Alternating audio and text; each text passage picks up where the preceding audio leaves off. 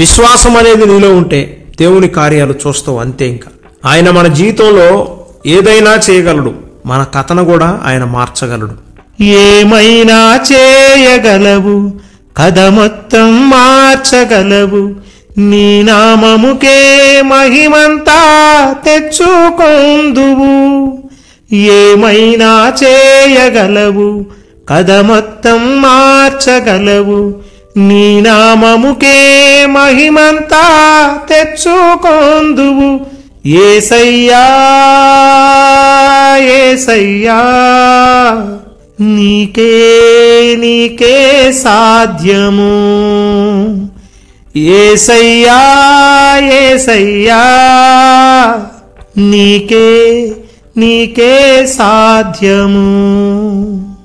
స్థిరపరచువాడవు, బలపరచువాడవు, పడిపోయిన చోటే నిలబెట్టువాడవు.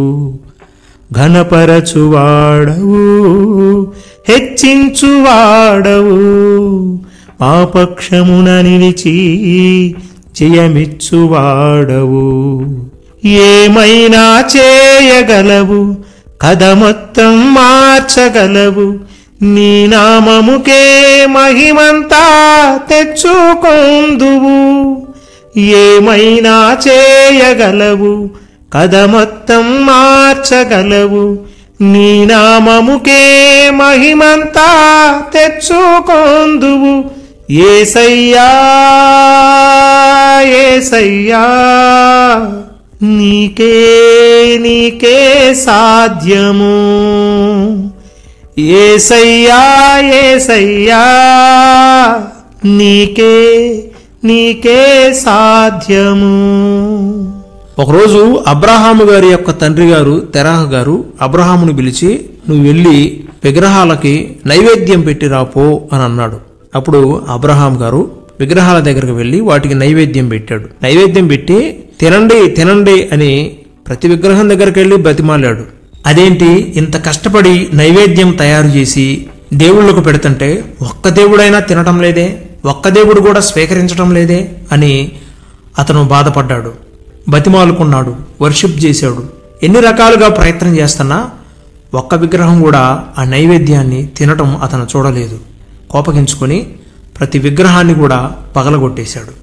పగలగొట్టేసి తండ్రి దగ్గరికి వెళ్ళాడు. తండ్రి దగ్గరికి వెళ్ళినప్పుడు తండ్రి అడిగాడు, నాయనా మన దేవుళ్లకు విగ్రహాలకు నైవేద్యం పెట్టావా అని అడిగాడు. పెట్టాను కానీ నాయనా, ఒక్క విగ్రహం కూడా ఒక్క దేవుడు కూడా ఆ నైవేద్యాన్ని స్వీకరించలేదు. పైగా అదేంటి నాయనా, ఆ విగ్రహాలు ఒకదాన్ని ఒకటి కొట్టుకొని కింద పడిపోయాయి, పగిలిపోయాయి, ఇదేంటి నాయనా అని అడిగాడు. అప్పుడు తండ్రి అన్నాడు, ఏం మాట్లాడుతున్నావు నాయనా, విగ్రహాలు కొట్టుకోవడం ఏంటి?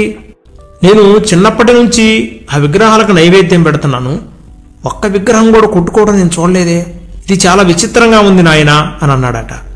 అప్పుడు అబ్రహాం అన్నాడు, కదా తండ్రి, విగ్రహాలు కళ్ళుండి చూడవు, నోరుండి మాట్లాడవు, చెవి నుండి వినవు కదా, అవి నోరు లేని విగ్రహాలు కదా, అవి ఎలా ఈ యొక్క నైవేద్యాన్ని స్వీకరిస్తాయి అని పెట్టమని చెప్పావు కదా నాయనా అని అన్నాడట. ఎప్పుడైతే నిజదేవుణ్ణి అన్వేషించాలని అనుకున్నాడో అప్పుడు దేవుడు అబ్రహాముతో మాట్లాడాడు. I got my point. ఎప్పుడైతే మనం అంధకార సంబంధమైన వాటిని వదిలిపెట్టి నిజముగా దేవుడు ఉన్నాడా, ఆయన ఎలా ఉంటాడు, ఎక్కడ ఉంటాడు అని మనం అన్వేషిస్తే దేవుడు మన కథ మొత్తం మార్చేస్తాడు. వారి యొక్క వంశావళి కథను మార్చిన వ్యక్తిగా అబ్రహాం పేరు రాయబడి ఉంటుంది.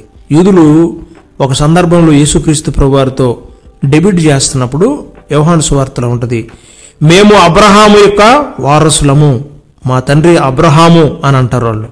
అంటే ఇశ్రాయేలీలకు వంశ స్థాపకుడు అబ్రహాము. ఎందుకంటే అబ్రహాము వారి కథను మార్చినవాడు, వారి జీవితాన్ని మార్చినవాడు. మరి తెరాహ గురించి ఎందుకు మాట్లాడరు, అంతకు ముందున్న వ్యక్తుల గురించి ఎందుకు మాట్లాడరు? ఎందుకంటే అబ్రహాము యొక్క కథ మారింది. నిజదేవుడు ఎవరు అని అన్వేషించినప్పుడు నిజదేవుడు అతనితో మాట్లాడి అన్నాడు, అబ్రహాము, నువ్వు ఇక్కడ ఉండవలసిన వ్యక్తివి కాదు, ఈ ప్రాంతాన్ని నువ్వు వదిలిపెట్టు, ఈ సాంప్రదాయాన్ని వదిలిపెట్టు, ఈ విగ్రహాలను నువ్వు వదిలిపెట్టు, నీ తండ్రిని వదిలిపెట్టు, నీ ప్రజలను వదిలిపెట్టు, నీ కుటుంబాన్ని వదిలిపెట్టు, వదిలిపెట్టి నన్ను వెంబడించు, నేను చూపించిన ప్రాంతానికి నువ్వు వెళ్ళు అని అన్నాడు. ఇక నుంచి నువ్వు విగ్రహారాధకుడు కాదు, సత్యదేవుని నిజదేవుణ్ణి ఎరిగావు గనుక నేను నీకు స్వాస్థ్యముగా ఒక భూమిని, ఒక దేశాన్ని ఇవ్వబోతున్నాను, నీ ప్రజలు దానిని స్వతంత్రించుకుంటారు అని చెప్పాడు. అప్పుడు అబ్రహాం అన్నాడు, 75 ఏళ్ల నుంచి నేను మొక్కని దేవుడు లేడు, అందరికి మొక్కాను, నాకు వివాహం అయింది కానీ పిల్లలు లేరయ్యా అన్నాడు. నీ స్టోరీ మారుస్తున్నాను, నీ జీవితం మారిపోబోతుంది అబ్రహాము, ఏమి లేదు, నేను చెప్పినట్లుగా నడుచుకో చాలు, సంతానాన్ని ఇస్తాను అని అన్నాడు. హెబ్రీయులకు రాసిన పత్రిక 11వ అధ్యాయం 8వ వచనంలో, అబ్రహాము పిలువబడినప్పుడు విశ్వాసమును బట్టి ఆ పిలుపునకు లోబడి తాను స్వాస్థ్యముగా పొందనయున్న ప్రదేశమునకు బయలు వెళ్ళెను, మరియు ఎక్కడికి వెళ్ళవలెనో అది ఎరుగక బయలు వెళ్ళెను. అబ్రహాము గారిని గనక మీరు కనుగొని, అబ్రహాము గారు ఈ బస్టాండ్లో మీరు నిలబడ్డారు, ఎక్కడికి వెళ్ళాలి అని అడిగితే ఆయన అంటాడు, నా కథను మార్చి నా దేవుడు ఎక్కడికి వెళ్ళాలో చెప్పలేదు, ఆయన ఎక్కడ ఆగమంటే అక్కడ ఆగాలి. ఆ రోజుల్లో గూగుల్ మ్యాప్స్ లేవు, ఫోన్స్ లేవు, టెక్నాలజీ లేదు, ఎటు వెళ్ళాలో తెలియదు, ఏ మార్గాన్ని పట్టుకొని వెళ్ళాలో తెలియదు. ఆ రోజుల్లో ఈ రోజుల్లాగా తార్ రోడ్లు లేవు, అన్ని మట్టి రోడ్లు, కాలిబాటలు. చూడండి, అలాంటి పరిస్థితుల్లో కూడా ఎరుగకయే దేవుని అన్వేషించాడు. అబ్రహాము కథ మొత్తం మార్చాడు. అబ్రహాము చేరుకోవలసిన రేవుకి దేవుడు అతనిని చేర్చాడు. తర్వాత దేవుడు అతనికి సంతానాన్ని ఇచ్చాడు. వారిద్దరిని తల్లిదండ్రులుగా మార్చాడు. కథ మారిందా? అప్పటి వరకు ఎలా ఉన్నారు? గుడ్రాలు గుడ్రాలు గుడ్రాలు అని ముద్ర వేయబడి ఉన్నారు, శాపగ్రస్తుల్లాగా చూశారు. ఒక్కసారిగా అబ్రహాం యొక్క స్టోరీ దేవుడు మార్చేశాడు. ప్రియ సహోదరి సహోదరుడా, దేవుణ్ణి మనం అన్వేషించగలిగితే, దేవుణ్ణి మనం వెతకగలిగితే, దేవుని దగ్గరకు వచ్చి మనం ప్రార్థన చేయగలిగితే, నువ్వు ఉన్నావా ప్రభువా, నాతో మాట్లాడు అని నువ్వు అనగలిగితే, ఆయన నీ స్టోరీ అంతా మార్చేస్తాడు. మనకు కావాల్సింది ఏంటంటే విశ్వాసం ఉండాలి. విశ్వాసం లేకపోతే మన స్టోరీ ఎప్పటికి మారదు, అలానే ఉండిపోయింది. కుష్టి వ్యాధిగ్రస్తుడికి ఊరిలో ప్రవేశం లేదు, అయినా సాహసం చేసి వచ్చాడు. ఊరు బయట ఉండవలసిన వాడు ఊరి లోపటికి వచ్చి ఆయన దగ్గరకు వచ్చి అన్నాడు, నీ చిత్తమైతే, నీకిష్టమైతే నన్ను ముట్టి స్వస్థపరచు అన్నాడు. కథ మారిందా? అప్పటి వరకు ఊరు బయట ఉన్నవాడు, కథ మారింది, ఊరు లోపలికి వచ్చాడు, స్వస్థ పొందుకున్నాడు, తన కుటుంబాన్ని కలుసుకున్నాడు. అపోస్తుడైన పౌలు గారు తిమోతికి రాసిన 1వ పత్రిక 3వ అధ్యాయం 9వ వచనం అంటాడు, విశ్వాస మర్మమును మనం గైకొని వారమై ఉండాలి అని అంటాడు. విశ్వాసం మర్మము ఎరుగక మనం చాలామంది దేవుని చేరుకోలేకపోతున్నాము, ఆశ్రయించలేకపోతున్నాము. అందుకే మన కథ మారటంలా, ఎంత ప్రార్థన చేసినా మన కథ కథలాగే ఉండిపోయింది. మన కథ మారటంలా. ఎందుకు మారటం లేదంటే మనకు విశ్వాసం లేదు. ఏమండి, ఎంతో కష్టపడి చదివానండి, అయినా ఉద్యోగం రాలేదండి. భయపడాల్సిన అవసరం ఏం లేదు. బహుశా మరికొన్ని రోజుల్లో లేదా కొన్ని నెలల్లో, కొన్ని సంవత్సరాల్లో నీ కథ నా దేవుడు మార్చబోతున్నాడు. ముందే నువ్వు తొందరపడ్డావు అనుకో, అది మరింత ఎక్కువ శ్రమకు కారణమవచ్చు. నీ స్టోరీ ఎప్పుడు మార్చాలో అప్పుడు మారుస్తాడు. అప్పటి వరకు నువ్వేం చేయాలి? నిర్దిష్టంగా ఉండాలి.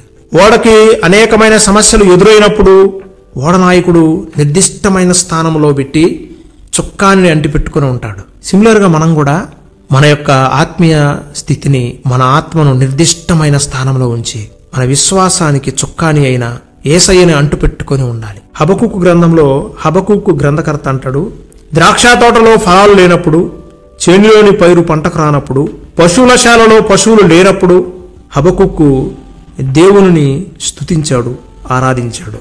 అతను దేవుని యందు విశ్వాసం ఉంచాడు గనుక సంతోషించాడు. తనకు తెలుసు తన ద్రాక్ష తోట యొక్క కథను మొత్తం ఆయన మార్చగలడు, తన పశువుల శాల యొక్క కథను ఆయన మార్చగలడు, తన చేనిలో పంట యొక్క పైరు యొక్క కథను ఆయన మార్చగలడు.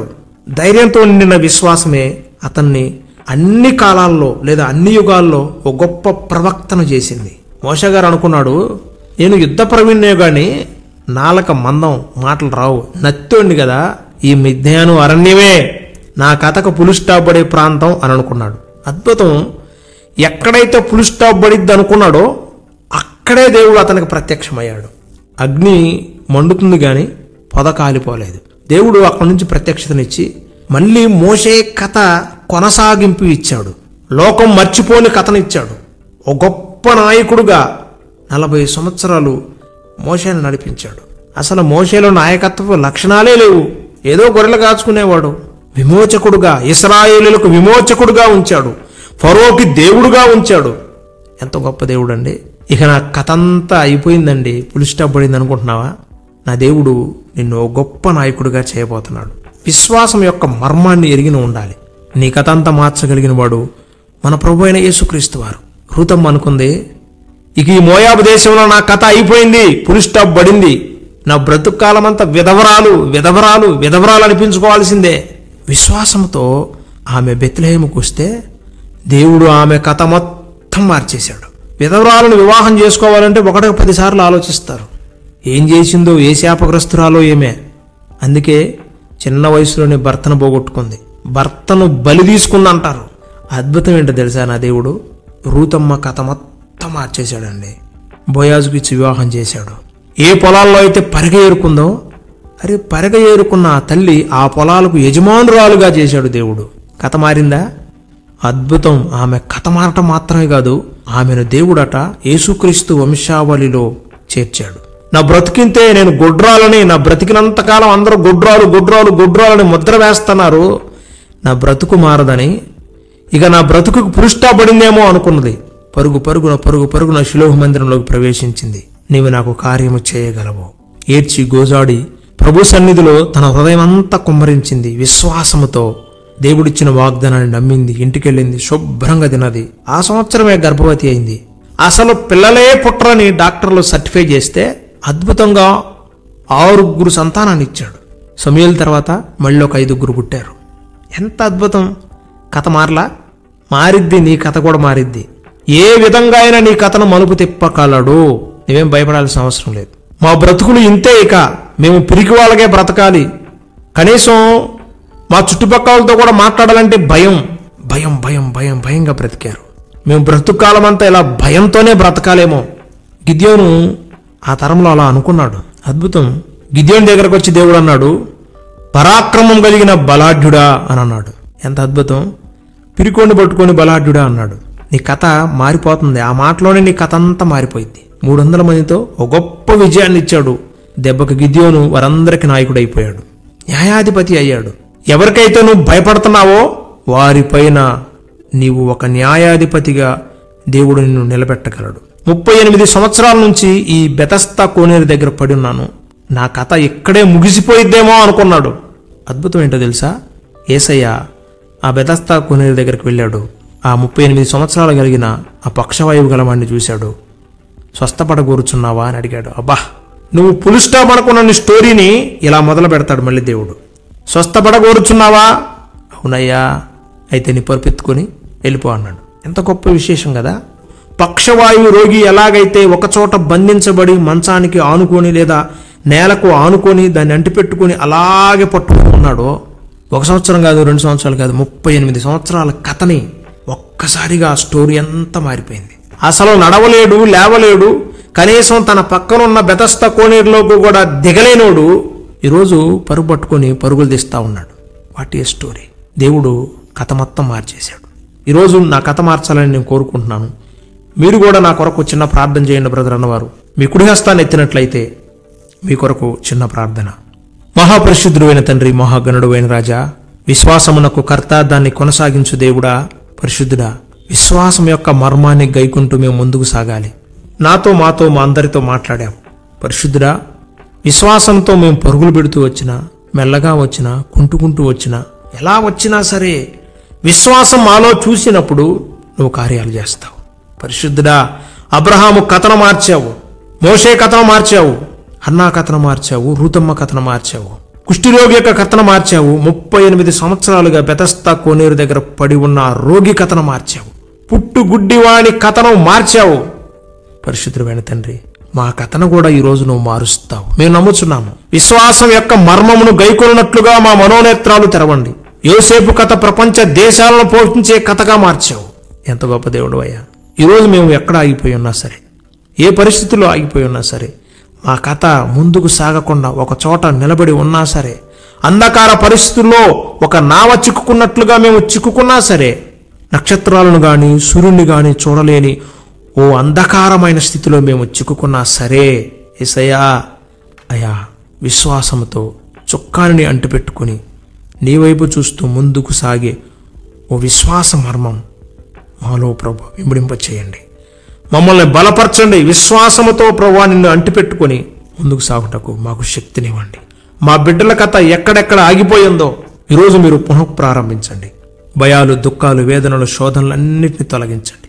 మా కథ మొత్తం మార్చే దేవుడు నీవే గనుక ఇదిగో ముందుకు కొనసాగకుండా ఆగిపోయిన మా కథను నీ చేతుల్లో పెడుతున్నాం. మా బిడ్డల యొక్క ప్రతి కథ నీకు తెలుసు. దయచేసి ప్రతి కథను మీరు మార్చివేయండి యేసునామమున.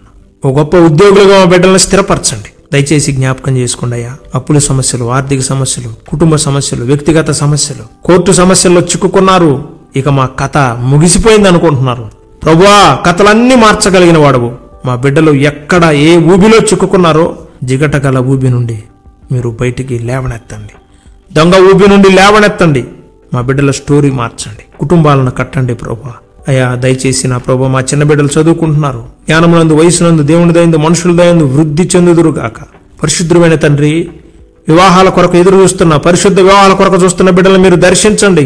అయ్యా మా బిడ్డల కథను మార్చే దేవుడు నువ్వు ఒక్కడవే. అనాథగా ఉన్న వెస్తేరికి నా ప్రభువా ఆ దేశపు రాజుతో వివాహం జరిగించావు. గొప్ప దేవుడు ఆ కథ మార్చావు. మహారాణిగా చేయబడింది. కథ మార్చే దేవుడు నువ్వు ఒక్కడవే ప్రభువా. మా బిడ్డల కథలు మార్చండి. గర్భఫలం లేని బిడ్డల కథను మార్చండి. గర్భఫలాన్ని ఇవ్వండి ప్రభువా. హన్నాను దర్శించినట్టుగా మా బిడ్డల యొక్క గర్భఫలాన్ని దర్శించండి. గర్భద్వారాలు తెరవండి ప్రభువా. అయినా విచ్ఛిన్నం ఏదైనా కుటుంబాలను కూడా మీరు వారి యొక్క స్టోరీలు మార్చమని అడుగుతున్నాం ప్రభువా. బంధకాలలో, అంధకారంలో చిక్కుకొని అయ్యా జైల్లో మగ్గిపోతున్న బిడ్డలను మీరు జ్ఞాపకం చేసుకోండి. వారి స్టోరీని మార్చండి. ఏసేపు స్టోరీ అయ్యా చెరసాల్లో మారినట్లుగా మా బిడ్డల స్టోరీలు కూడా మీరు మార్చమని అడుగుతున్నాం ప్రభువా.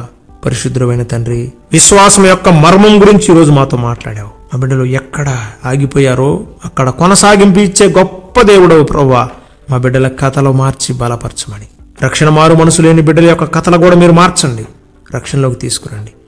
రక్షణలో ఉండి కూడా ప్రభువా భ్రమలో బ్రతుకుతున్న బిడ్డలున్నారు. మా బిడ్డలు ఫలించాలి, వృద్ధి చెందాలి ప్రభువా. దయచేసి మా బిడ్డల కథలన్నీ మార్చండి. మా అంధకార స్థితిలో మార్చండి. ఆగిపోయిన స్థితిని మార్చండి. అల్లాడిపోతున్న స్థితులను మార్చండి. ఈరోజు నువ్వు మా కథను మారుస్తున్నావని మేము నమ్ముతున్నాము. చేతులెత్తిన మా బిడ్డల కథలన్నింటినీ మార్చి బలపరచండి. యేసుక్రీస్తు శక్తి కలిగిన నామంలో అడిగి వేడుకొని పొంది ఉన్నాము తండ్రి, ఆమేన్. మన తండ్రి అయిన దేవుని ప్రేమ, ఆయన కుమారుడైన ప్రభు అయిన యేసుక్రీస్తు వారి దివ్య కృప, పరిశుద్ధాత్మని అన్యోన్య సహవాసం ఈ ప్రార్థనలో ఏకీభవించిన మనందరికీ, సకల పరిశుద్ధులకు, సార్వత్రిక సంగమునకును సదాకాలము తోడై ఉండి నడిపించునుగాక. ఆమేన్.